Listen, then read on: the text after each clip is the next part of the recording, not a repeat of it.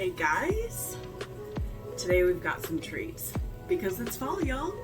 We are gonna make a pumpkin dip that's to die for. We're also going to make some candied pecans and some fresh caramel sauce. Let's get cooking.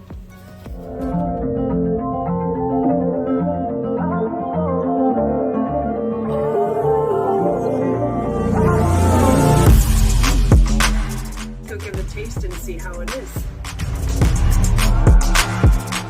Truly, can you smell that? Okay guys, so this is the ingredient list for all three. You're gonna learn how to make the pumpkin pie dip, a fresh salted caramel sauce, and candied pecans. You are gonna need vanilla, sugar, whipped cream cheese spread. You're gonna need some pure pumpkin puree, pumpkin pie spice, ground cinnamon, Cool Whip, extra creamy. You're gonna need some brown sugar, 2 egg whites. You gotta get inside the whole egg though first. You are also going to need pecan halves and sea salt. Okay guys, so first up we're gonna go ahead and make the pecans. You are going to need a mixing bowl. Now, when I'm doing candied pecans, I always like double or triple the batch. Hello, it's pecans that are candied. I mean, it just doesn't get any better. Just double or triple the recipe. You'll thank me later. So you are going to preheat your oven to 250 degrees Fahrenheit. And we're gonna get this going while we mix our pecan. Okay, so we're gonna take a Ziploc bag. We're gonna add 1 tablespoon of cinnamon. We're gonna add 1 cup of white sugar.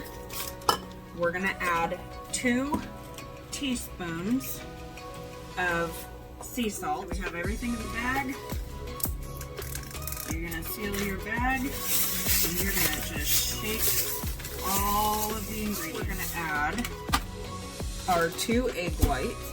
Just use your fingers. Teaspoons of water. 1 teaspoon of vanilla. Starting to get frothed up. And you've got your bubbles. Okay, now we're gonna add our pecans to our egg froth mixture. So you're just gonna give them a really good toss. Let me stand back here. Make sure that all of them are nicely coated. All right, those are nicely coated. So now you're just gonna pour it into your bag. This definitely would help if you have 2 people. If not, you'll figure it out.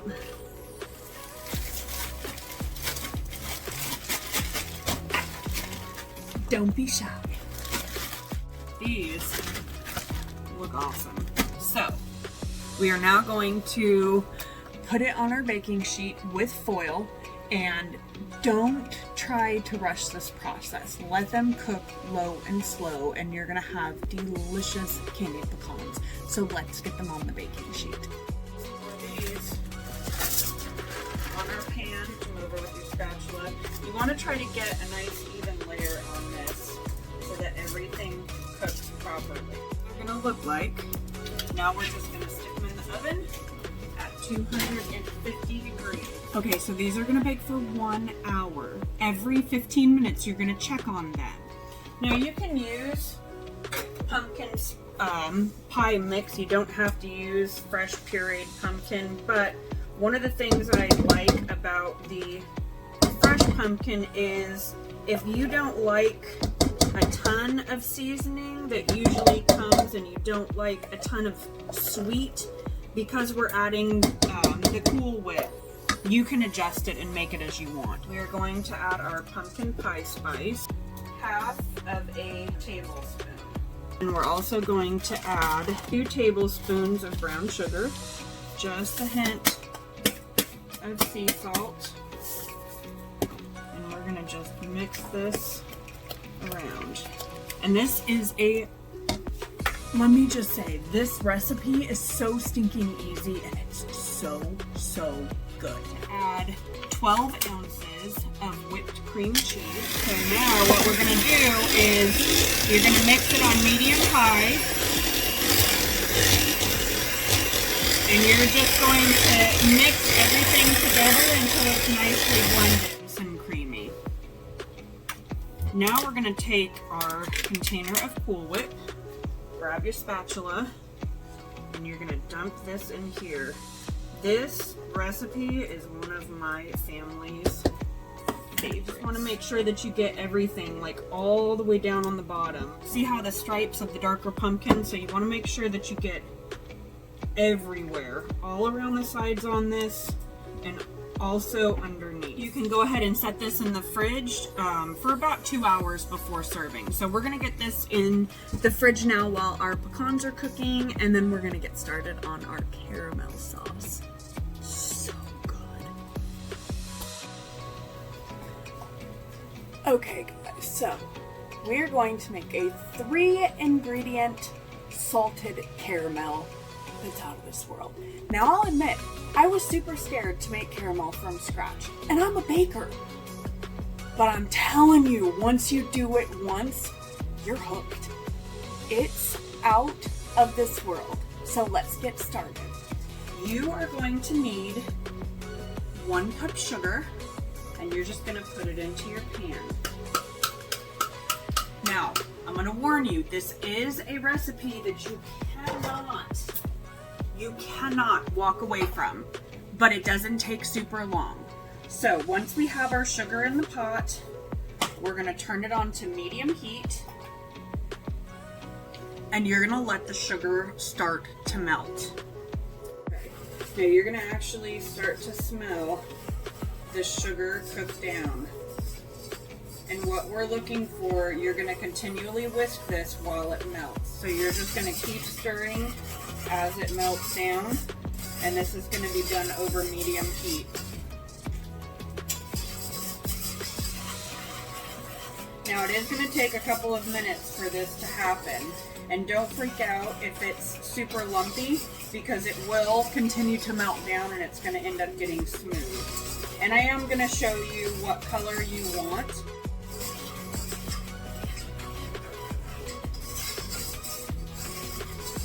And we're just gonna keep stirring. Now this one, I'm gonna tell you, I'm not gonna edit. I'm gonna actually leave this whole thing in here. So I might split the recipe into 2 parts. And the reason why is because there is so many people who are visual learners, and they need to actually see what you're doing the entire time, how it's changing colors, what's going on. And you can also just give a shake as well. Okay, and you just want to keep stirring. Now you can also use a spatula if you want. I just happen to use the whisk just because it's strong enough to get the sugar that's wanting to stay on the sides so that you don't burn it. And the reason why, okay, so see how it's starting to form into the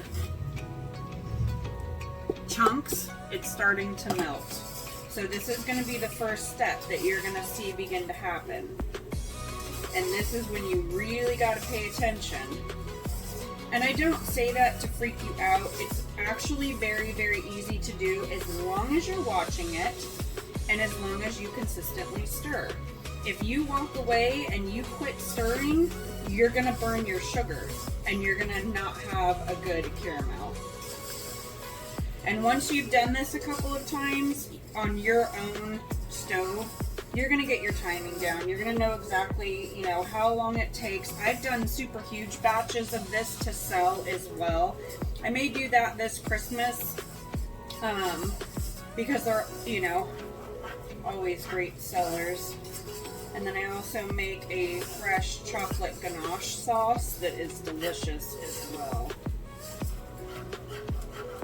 So you're gonna see that it's gonna start to almost look like a rock candy. So your middle section is gonna start to melt down. That's the thin layer. The rest of it is gonna almost be like this rock formation. You're just gonna keep stirring And the heat is going to just gradually melt it down and get everything out of your spatula.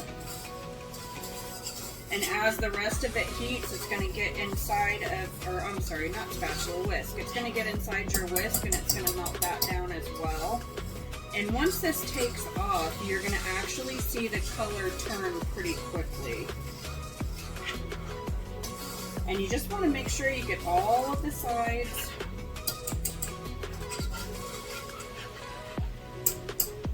And if you need to, just open up the side of your whisk and shake. There we go. And let this melt down. Okay, so you see how the color is beginning to turn. Right now it's getting to a golden brown. And as we continue to go, it's going to turn into this beautiful amber color, which is what you want.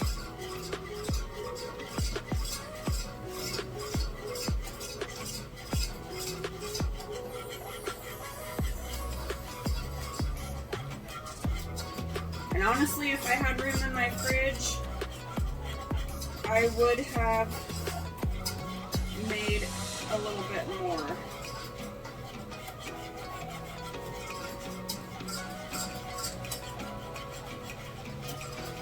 Okay, so you see that amber color? That's what we're looking for. I'm going to set this to the side for just a second, and the reason why is I want to get the rest of the sugar. I've got sugar that's stuck on my whisk, so what I do is I just turn it around, and I'm just going to keep whisking, and what it does is it gets all of the chunks off my whisk, okay? So now what we're going to do is I have it set away from the heat for right now while I add the stick of butter.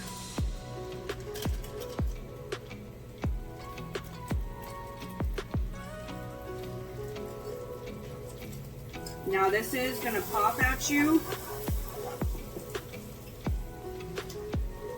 Don't be alarmed. Just keep stirring until all the butter is nicely melted. This is another good thing with making a small batch. You don't have to worry about it popping out too much.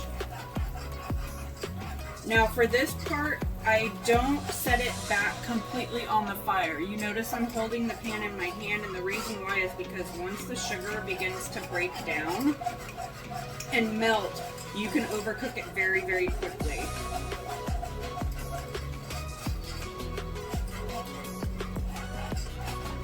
Set it down for just a second to just make sure that everything gets incorporated.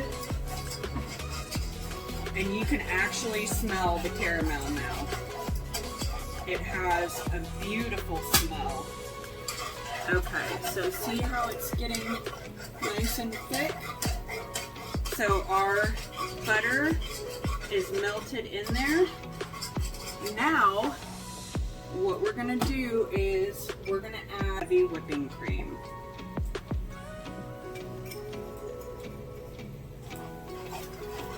And we're just going to mix this in.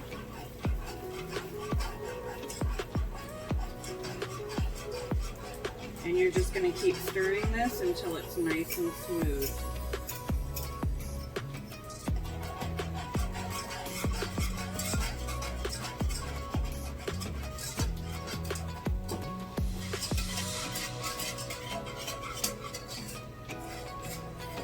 You want to make sure that you get the corners of your pan and the sides. Look at that beautiful sauce. Now, it's going to thicken as it cools. So what we're going to do now is we're just going to set it off to the side and wait. See how beautiful that color is and how nice and smooth this caramel is? But you see how nice and smooth that is? I mean, that is just a beautiful caramel.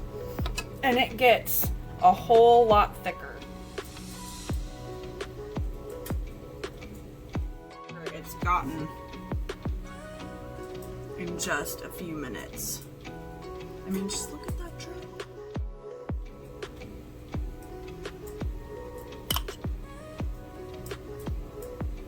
Pro tip.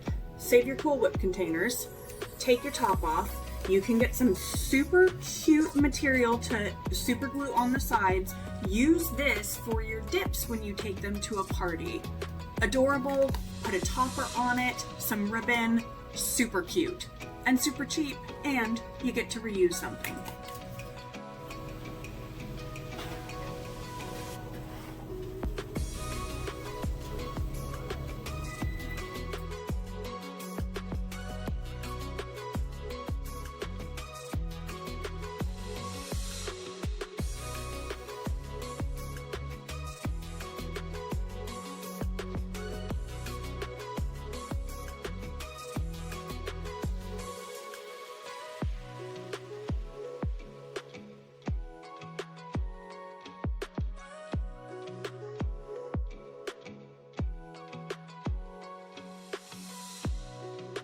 Okay guys, now time for the taste test. I need a pecan. They're good with apple slices. That's so good.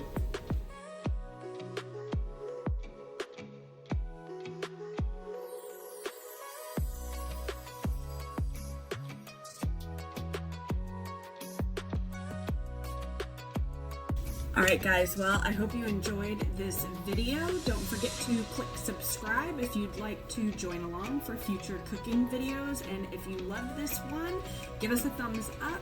Comment below what your favorite Thanksgiving sweet dish is. And we'll see you next time. Is going to be adding the salt. Not the salt. Going to be adding the butter. So one of the ways, I'm just going to set you up. One of the ways that you can